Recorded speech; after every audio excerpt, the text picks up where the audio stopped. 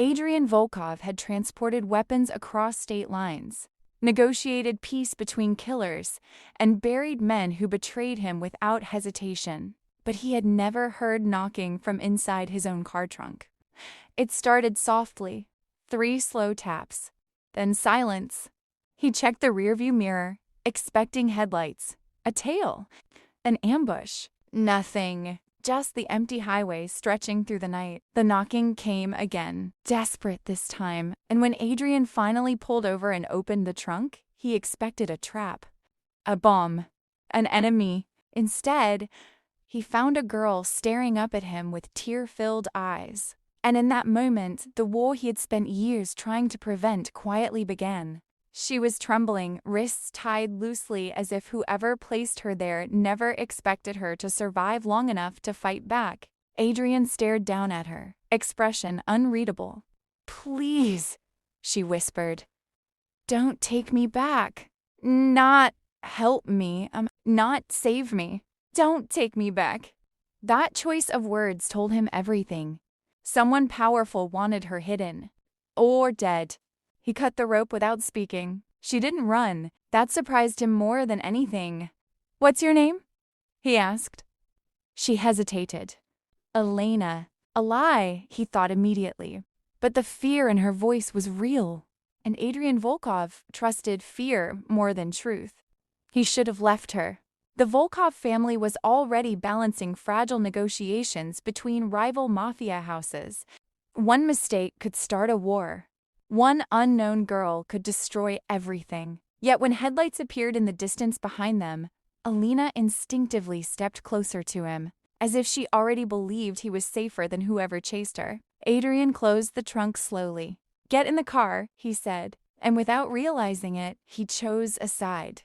The drive back to Crimson City was quiet. Rain slid across the windshield like whispered warnings. Alina watched him carefully. "You're not going to ask why I was there?" "I already know," Adrian replied. Her voice shook. "You do?"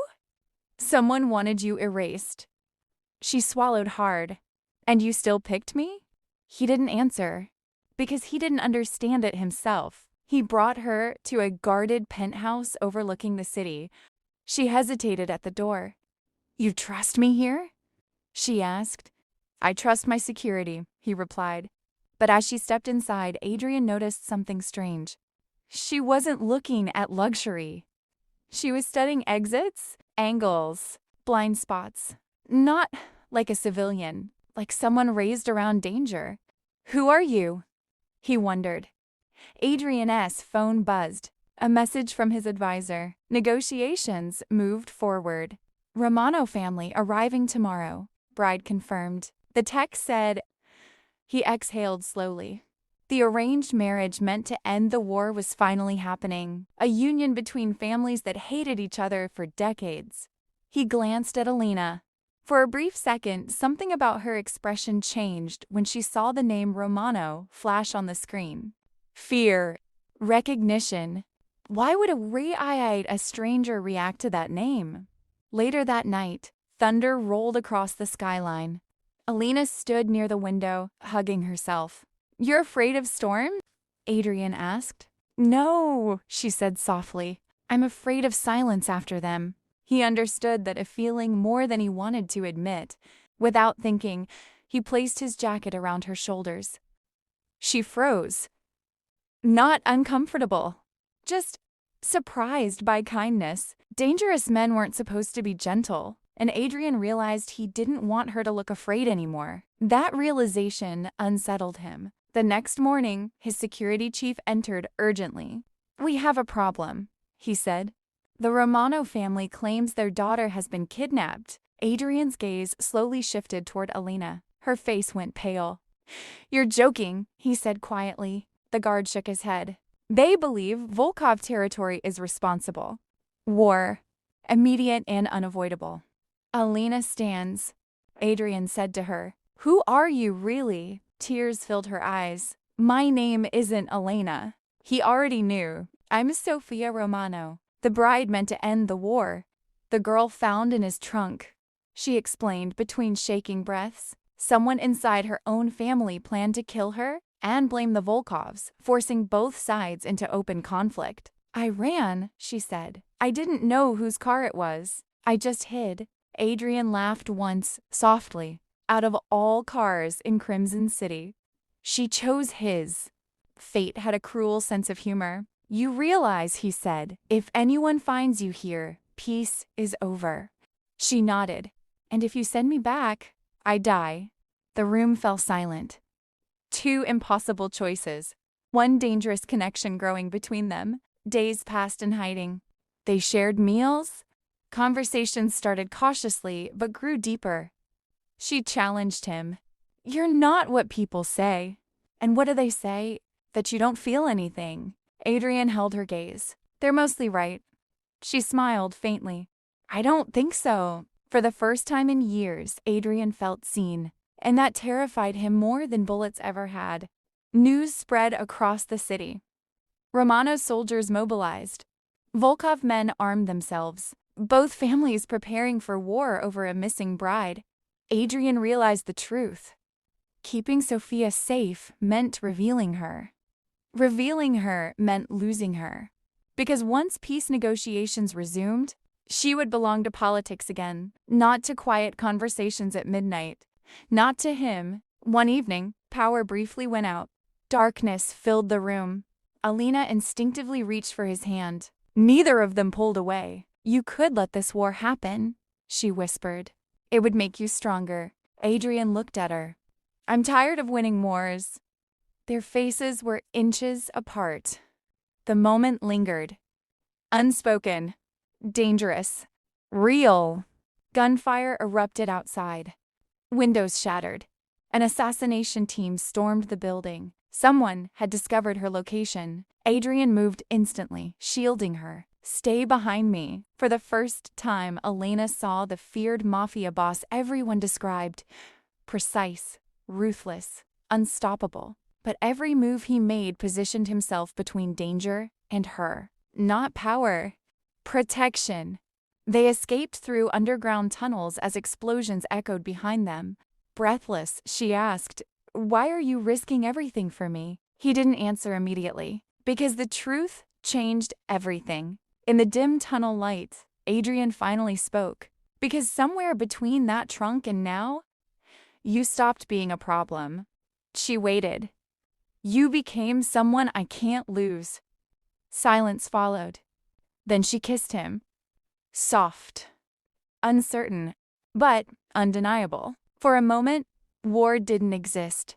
Families didn't exist. Only two people choosing each other against logic. At dawn, Adrian arranged a meeting between both families. Weapons lined the room. Hatred filled the air. Gasps erupted when they saw Sofia alive beside him. She stood beside Adrian as the leaders from both families negotiated the final terms. Alive. Unbroken. No longer a missing bride, but the woman who prevented a war. The conspiracy within the Romano family was exposed, and for the first time in decades, the Volkov and Romano empires agreed on something. They settled and agreed to keep peace. Peace returned, fragile but real. Peace in Crimson City never arrived loudly. It came quietly, through lowered weapons, cautious handshakes, and enemies forced to sit at the same table, pretending they no longer wanted blood.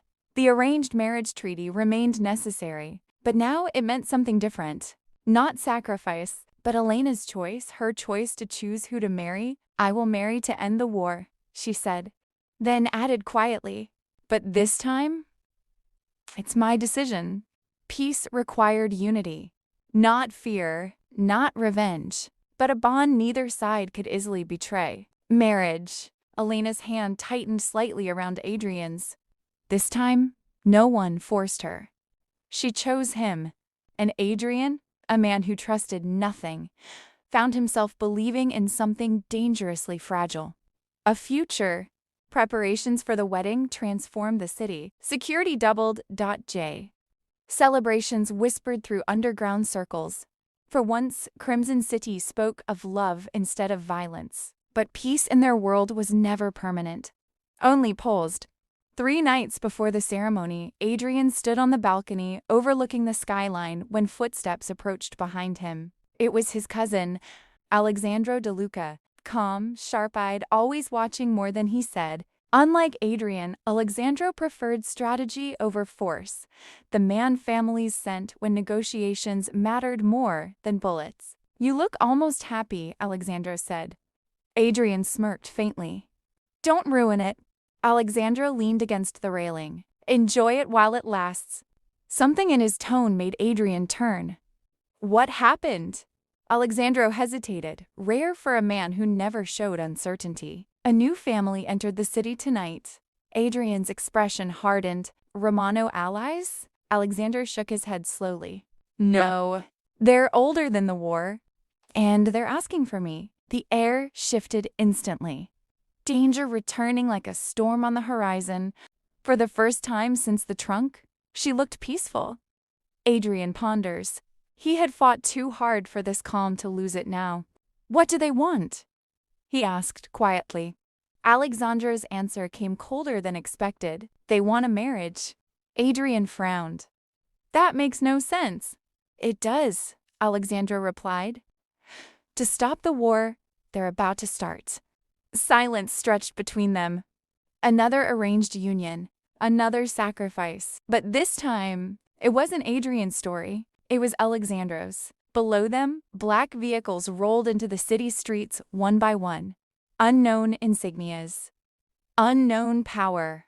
A new threat announcing itself without permission. Alexandro watched them arrive, eyes calculating. "If this goes wrong," he said calmly, "everything you and Sofia built disappears." Adrian's jaw tightened. "When do they want an answer?"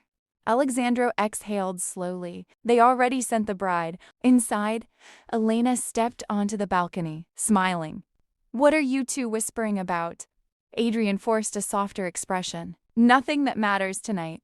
But as he looked past her toward the city lights, unease settled deep in his chest. Peace had lasted only days. And somewhere in Crimson City, another woman was being prepared for a marriage meant to stop a war. Alexandro turned toward the elevator, his voice low as he walked away. "Enjoy your wedding, cousin." Adrian watched him leave, a feeling he couldn't shake rising slowly. The war had not ended. It had only changed its target. And as wedding bells approached for one couple, another story was just beginning. The story of Alexandro De Luca. The wedding meant peace until his cousin, Alexandria De Luca, was marked for death. The next chapter changes everything.